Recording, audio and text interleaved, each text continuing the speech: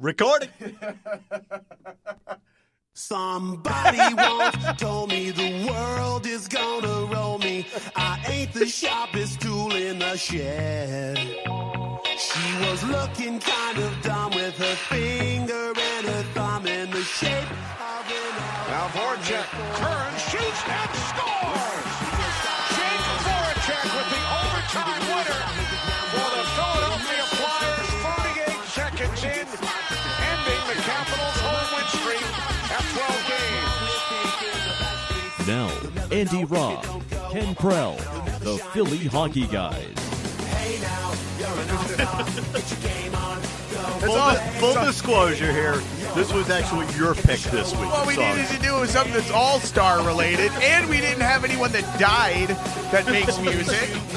Surprisingly enough, all the members of Smash Mouth are still on this earth. They're still alive. You know, I this is one of those bands that I absolutely hate.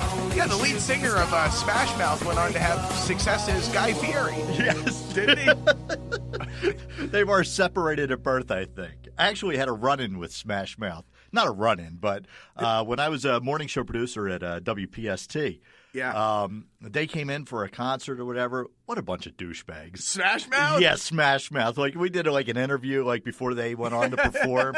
I'll never forget it. Yeah, they're just a bunch of ass clowns. Oh, my God. Well, that actually reminds me of an interesting story that correlates along with that. Have you seen the video that came out, it was like a year or two ago? Smash Mouth actually did a show at some family festival, and he wound up getting into it with the audience and threatened somebody. No, I didn't even realize they were still performing. They're still a band. Somebody was throwing bread at the lead singer of Smash Mouth. Well deserved. And he got mad. Here, check here. I actually have some audio from that. Here. You bring your ass off stage, whoever's throwing at me, I'm going to tell you right now, I will beat the out of you.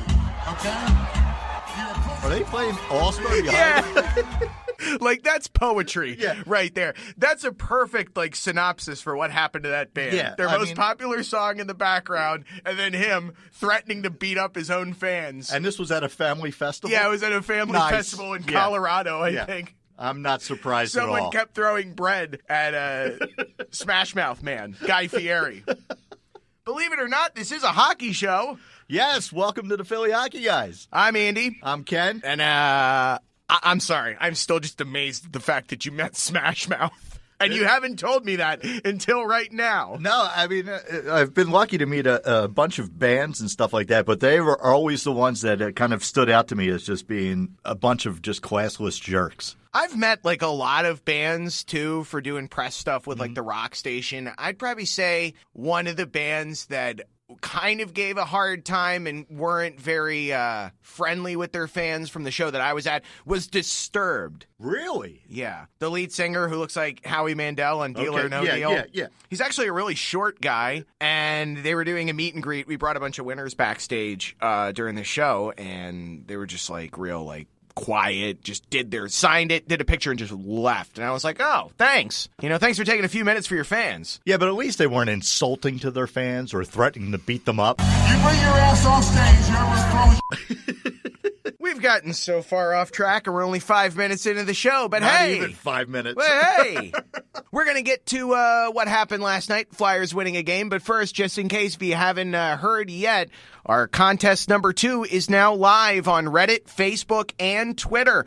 All you have to do is just say you want to in on it and tell us where you're listening from. And it's that simple. You're entered in the contest to win a prize pack from the show, including that starting lineup Eric Lindros black uniform figurine. And already great feedback and great response from the contest. Yeah, people have been listening all over the place. It's a great way for us to find out where some of our friends and neighbors and fellow Flyer fans are listening from, and also to, pick a winner to win a great prize from the show. Yeah, so keep those entries coming. Absolutely. We'll keep it open for about another week, maybe 2 weeks, depending on how things go. But as of right now, it's wide open. So go on in and enter now, and you could win that prize pack from us. All right, let's get to last night. Somehow, some way, the Flyers beat the best team in the league. It's funny, though, because we were going to record an episode yesterday, but we just got really, really busy with our jobs, respectively.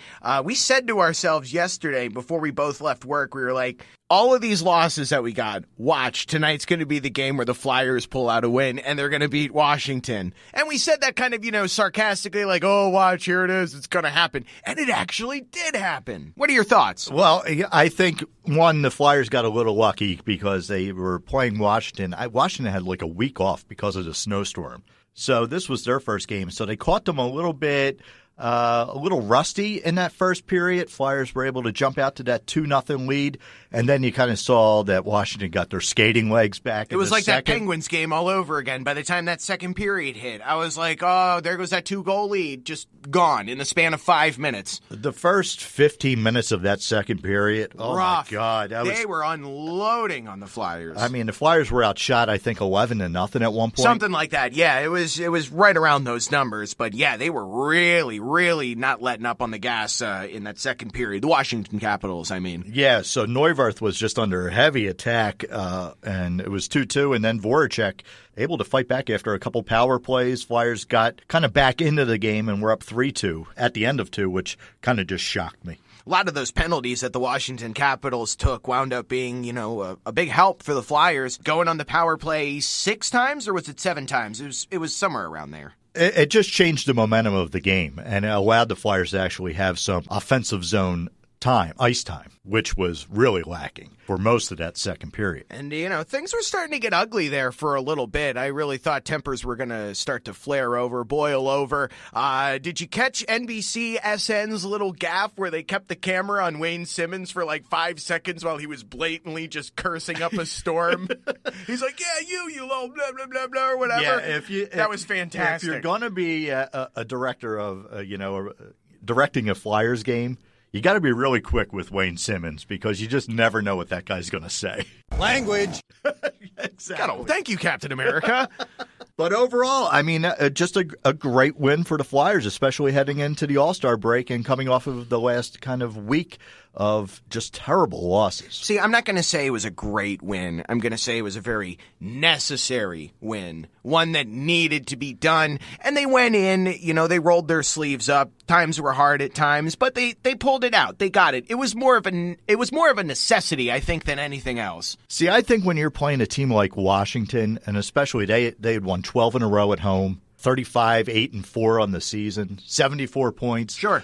You beat a team like that, it's a great win. That's how I look at it. And I'll say this much. It was a great win because of the fact that I got really, really fired up watching the rivalry promo beforehand, and I realized once again how much I absolutely hate Dale Hunter more than like any player in NHL history ever. Even more than Scott Stevens? I hate him more than Scott Stevens. I hate him more than Ty Domi. I hate him more than... Crosby? Yeah. Wow. I hate Dale Hunter. Dude, that elbow on Gord Murphy, like... completely uncalled for. And then not to forget the goal that he scored on Hextall. No, the hate is definitely warranted. Speaking of hate, I don't know if you caught this last night. It seems like not a lot of people did because they weren't really taking time to watch NBCSN's pregame show. But my God, there was a little bit of a spat last night between Mike Milbury and Liam McHugh. Really? On air with Jonesy caught in the middle of it.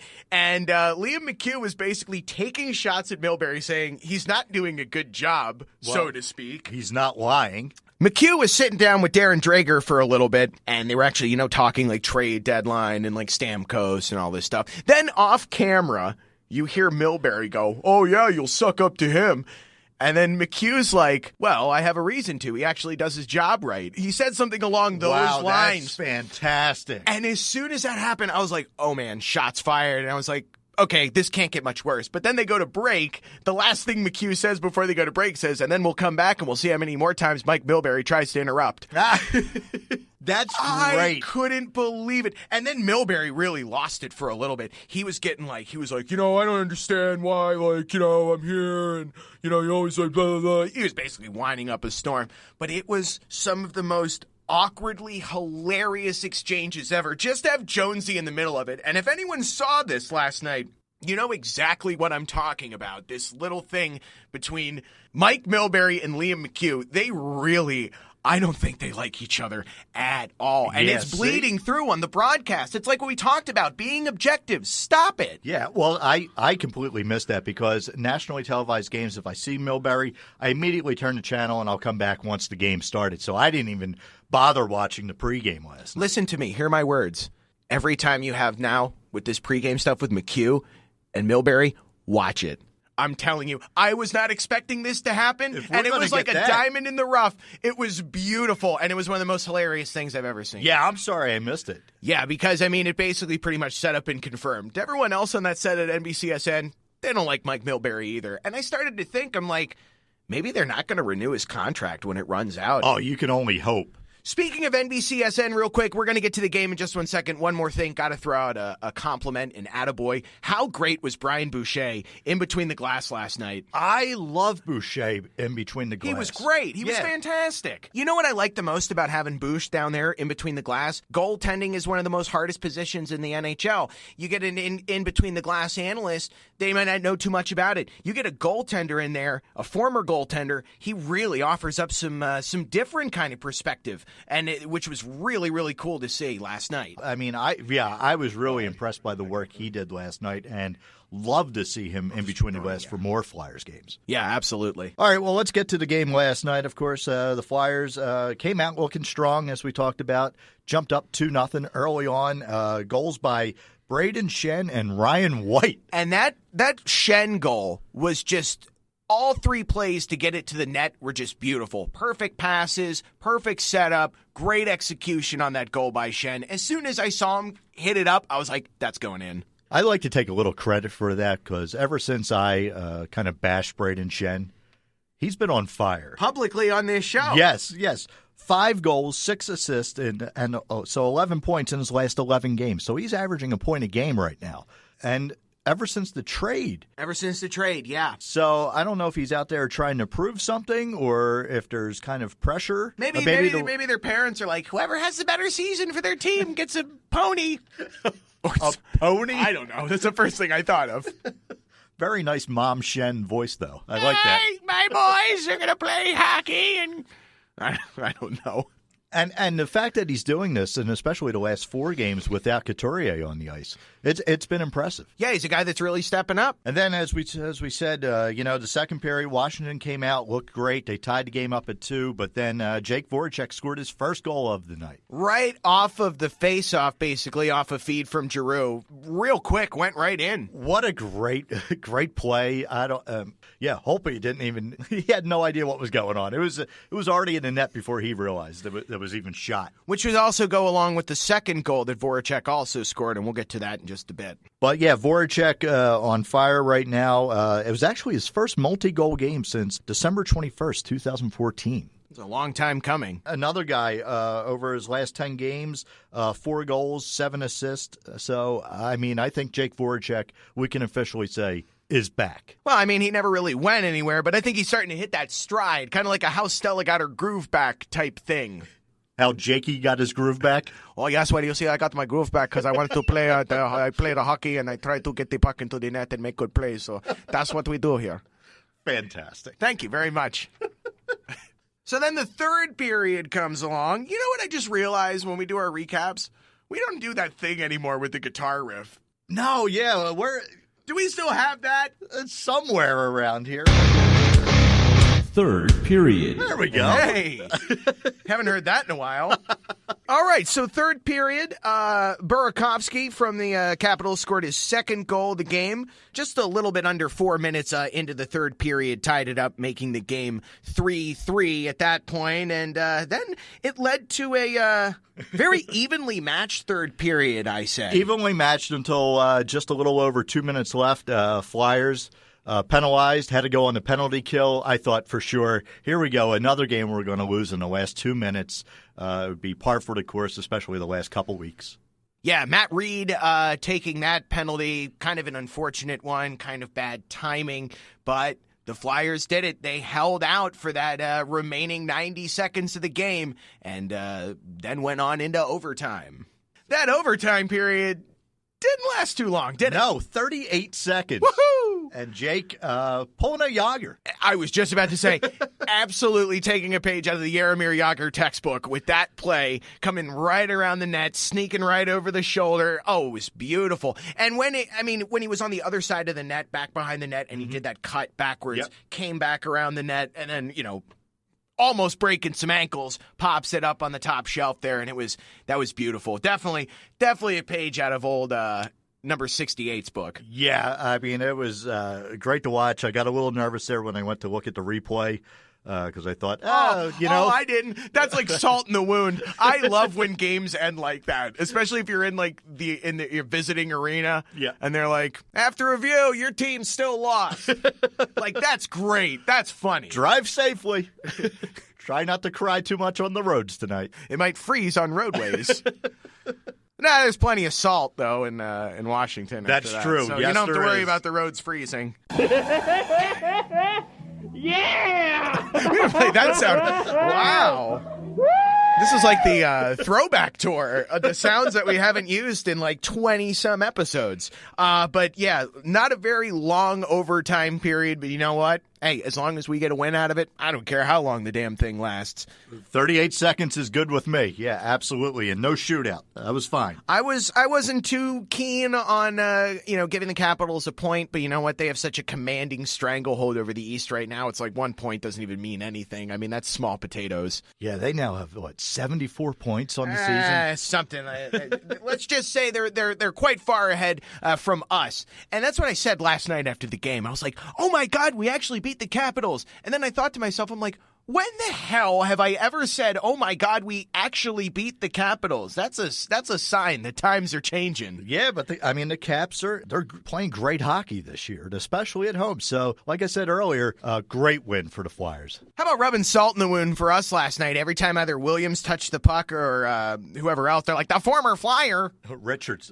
Oh, yeah, Richards. Mike Richards on the Capitals. Dude, Mike Richards and Ryan White were going at it. I bet you if I was Ryan White and I was chirping Mike Richards, I'd be like, "How's it feel knowing you used to captain this team and I'm playing on it now instead of you?" He's just like, look at the standings. They were getting a little, yeah, true.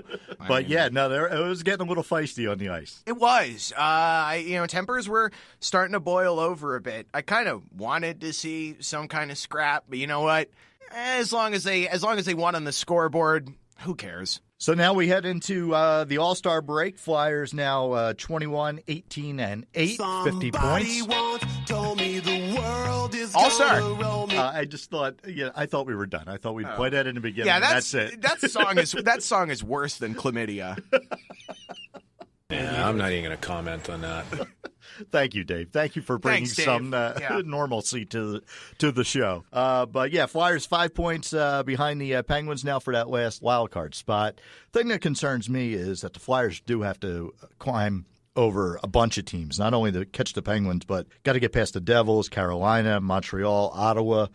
So, I mean, it's going to be an exciting second half, but a very tough second half for this team to make it to the playoffs. Montreal is doing a fine job of shooting themselves in the feet, so I'm not really too much worried about them at this point, because Carey Price is probably going to miss another 3 to 4 weeks. Yeah, when you consider how Montreal started off the season and where they are now, they're just in a free fall, and a nice way to start the second half. The Flyers will host them on Tuesday night. Yeah, I mean, that'll be a very competitive game. I mean, just like the last time the Habs and Flyers played each other, it was a great game. So that'll be another important 2 points for the Flyers and put them in, I think, with a tie, because I think Montreal's at 52 points right now. Yeah, I mean, I can see a win coming against Montreal, but, one thing at a time. We have to get through the All-Star break and all that stuff coming to you live from Nashville. Yeah, and the NHL's going all out this weekend. It's like a big old festival happening.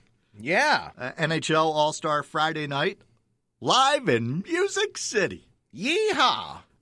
Bunch of, I guess, performances by, I don't even know who's performing. Country music stars. Country music stars. That's all I got. And a few surprises. Like what?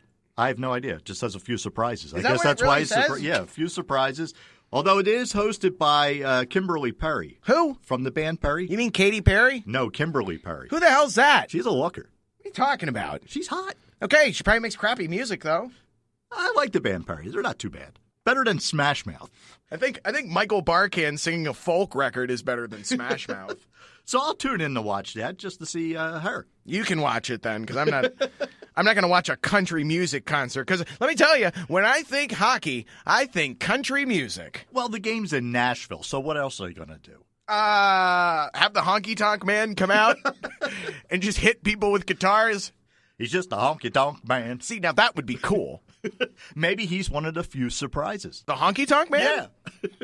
I don't know. Maybe Jerry the King Lawler will be there. I just don't know about a country music concert to usher in NHL All-Star Weekend. But hey, if that's your thing, man, I feel bad for you. There's no way to slice it. I'm sorry. Way to crap all over country music. All right. Well, something we definitely do look forward to every All-Star year. Skills competition. Absolutely. Saturday night, 7 p.m. on NBC Sportsnet. Last year's was fantastic. You mean last year, meaning just what Jake Voracek did with Johnny Gaudreau? Exactly. That's pretty much it. That was phenomenal. That's still hilarious. I'm interested to see what G pulls out in the trick shot or, the shootout competition. But of all the All-Star games in all the major sports, NHL is definitely my favorite, and it is because of the skills competition, although I'm really looking forward to the actual game, or I should say games this year. Oh, yeah. Absolutely. It's going to be a good one. It's going to be very exciting, very high intensity. And a lot of people have said, like Drager said and some other people on NBC Sports Network with the All-Star Weekend, this could also be a benchmark in determining what the future is of 3-on-3 as well, seeing how this All-Star goes with the competition. Well, we talked about it earlier on, one of our shows early on, about things you could do to liven up the game, maybe bring more fans into the game. And I said from the start... Have fans playing in the game? No. Now that would actually make it exciting. It would, but, to bring, Here comes little Timmy going against John Scott.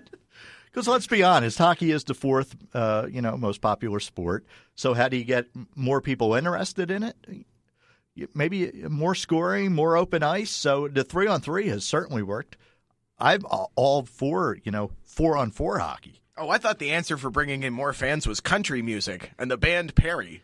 I'm telling you, check out Kimberly Perry. You'll become a fan. Okay. I'm not selling you on this, am I? No. You know what? Just leave and go listen to your Smash Mouth. I mean, she's no Lisa Gale. Okay. Now we're going down a whole different road. That'll be that's for another show. That's for another show. But if you want to, in the meantime, you can look on YouTube or the Facebook. 3-second rule. Yeah, Lisa Gale. She is a treasure. You know who else is a treasure? Claude Giroux. Because now, you look at his numbers so far over the last 10 games. 2 goals, 8 assists, 10 points in his last 10 games. Hey! Yeah, everybody on... But he's a terrible captain. Awful he captain. Sucks. We should trade him. Maybe not even trade him, just send him down to the Phantoms. Just release him. Yeah. Maybe have him, just to be an usher at this point because he obviously can't play hockey. Have him be a roadie for the band Perry. But seriously, Giroux's really been turning some heads over the past few games. He's really, stepping up. And we also have to talk about how dynamic and how much of an influence he still makes. Wayne Simmons, such a great player, such a pure flyer. It's always so great watching him play, especially when he really gets into it, like last night. You could really feel it. You could feel the energy. You can almost smell the vinegar boiling up out of him there. Yeah, I would just say enjoy it because he's probably got about 3-4 weeks left of being a Flyer. Shut your goddamn ass up. I don't want to hear that. It's not going to happen. It could happen as early as Tuesday. Montreal, they were the rumors, so they come in, maybe he just leaves with them. Hextall sees the inherent value in Wayne Simmons. I really don't see him going. I agree. Really don't see him going anywhere. He's really, and now that we're on the subject of Simmons, he's really been coming into his own up on that top line on the right wing.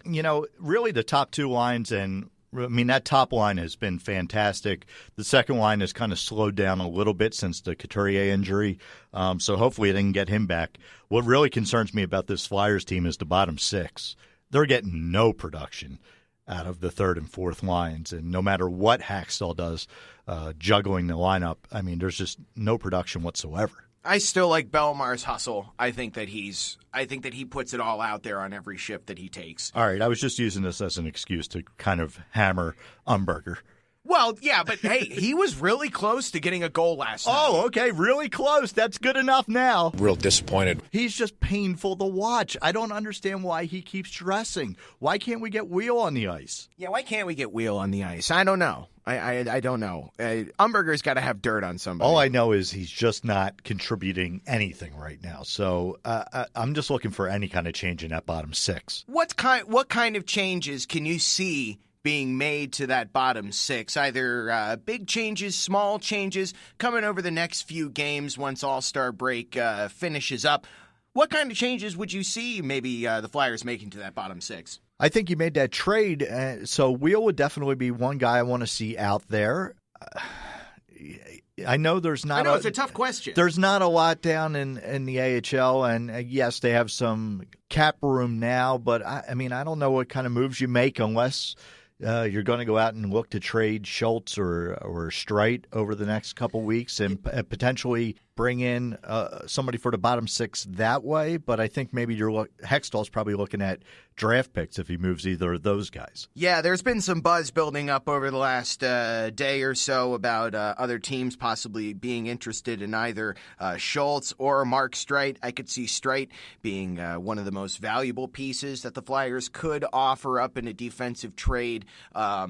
Probably has more value than Schultz at this point. Oh, yeah, absolutely. But yeah, I could, if things don't go well over these next few games, if they don't continue winning, and if they find themselves more on the outside looking in, then probably one of those moves will happen. I don't really want Streit gone, but like I said, if the season, doesn't really turn around, or if they're, still not really close to getting that playoff spot or that wild card spot, I say deal away, give Streit that chance to go and play on a contending team. Yeah, almost like they did with Coburn last year and Tiemann. Or Luke Shen. Or Le Cavalier.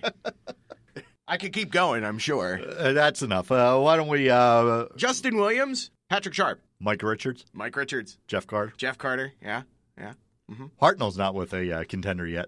That's true, but he's been doing pretty well. Apparently St. Louis might be interested in getting Hartnell from what I've seen, but that's Eklund, so I don't know. All right, so All-Star Weekend is here. Nashville, we've already talked about that.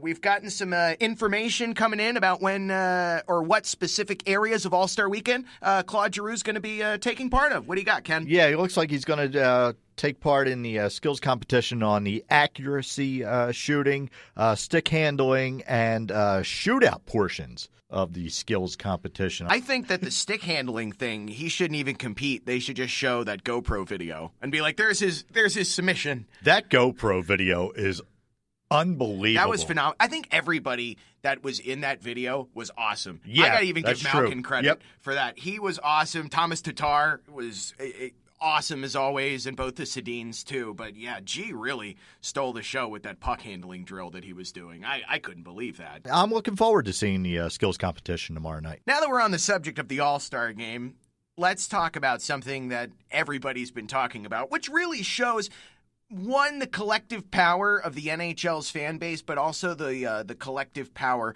of NHL fans online. And by me saying that, you know exactly what I'm talking about. You're going to John Scott. I'm talking, of course, yes, about John Scott and the whole all-star debacle that he's been a part of. Statistically, obviously doesn't belong in the All-Star game. The fans got behind him for whatever reason, and he ends up getting voted in. Yeah. Why not? The guy spent his whole career playing team to team. And he has no business being there. But again, if you're going to let the fans vote, and that's who they voted in, you got to let the guy play. Now, I'm not happy with what the NHL tried to do. One, forcing a trade. You know, I thought that was pretty rough. But then I don't know if did you see his letter that he wrote? That's why I'm bringing up the whole thing. I think the really underhanded thing that they did was trying to bring his kids into this. I mean, that was pretty low. And if you haven't read the letter, I mean, the whole thing's really fascinating. It's a really good thing. But the NHL, apparently somebody from the NHL called John Scott and said, "Do you think this is something your kids would be proud of?" Yeah, that's kind of a dick move. It is. And it's like I said, right, you know, off the air, I said, I think the guy that made that phone call was the very invasive and rude TV news reporter from Die Hard. Yes. If you don't let me in, I'm going to have the INS in here. This is going to be the last time these kids are going to get to talk to their parents. That's the guy. That's him. I guarantee it. But, I mean, I can't believe the NHL would stoop that low to protect an exhibition game. And skills competition. Yeah, I mean, so if that's who the fans want to put in, that's fine. Yeah. Don't use a guy's kids to try to get him out of the All-Star game. I mean, it's just low. Yeah, and you read that open letter, and that's why I bring it up. I am completely on the side of John Scott for this All-Star weekend because he's just a person. His wife was pregnant with twins when he got traded, and he already has 2 little girls. I mean, he's a human being like all of us, you know? As Brizgalov once said, I'm not made of the steel. I am a human being. So I apply that philosophy to John Scott. I say go get him. Honestly, I hope he goes out there, scores a bunch of goals, becomes the MVP of the All-Star weekend. That would be great. I'm hearing rumors that a lot of his teammates, they're going to try to get him the puck as much as possible. I hope so. I hope so, too. Yeah. I really do. I think that would be awesome. Yeah. As long as he doesn't throw an elbow at Giroux or something. Yes, that's all we need. No, we don't need that. That's not what we... That's what I meant. You knew what I meant. I don't. Obviously not. That's why I expect clarification. Here comes an elbow at you. Oh, jeez. Get that away from me.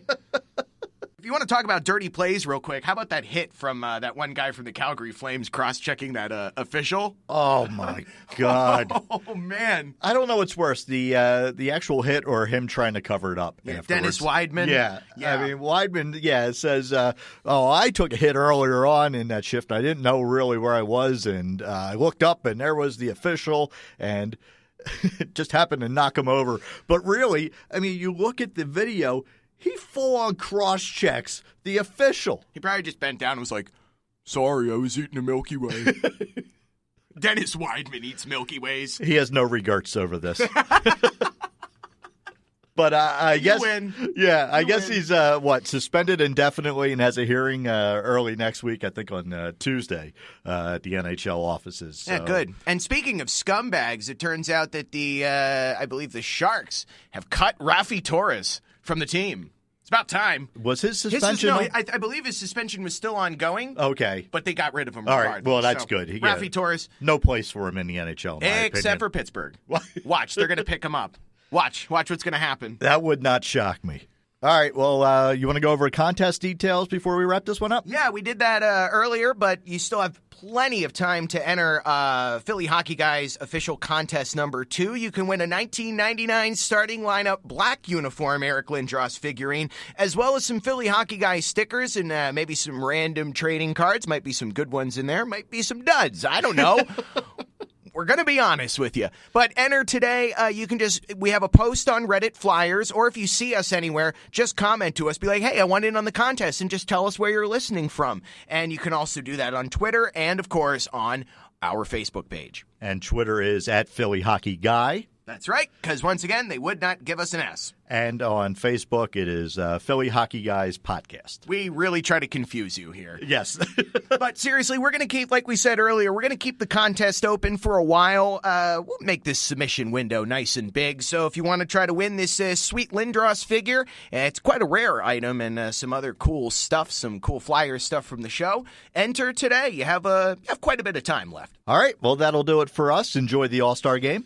Oh, I'm going to. Can't wait for those country music performances. I'm going to take a drink every time somebody sings about a truck. Every time I hear the word truck, girl, baby, starlight. That's any song. I know, exactly. So I'm going to be shit-faced in 10 minutes. Can I wrap this up now? He's Andy Robb. I'm Ken Prell. We are the Philly Hockey Guys. Have a good weekend, everybody. Go John Scott.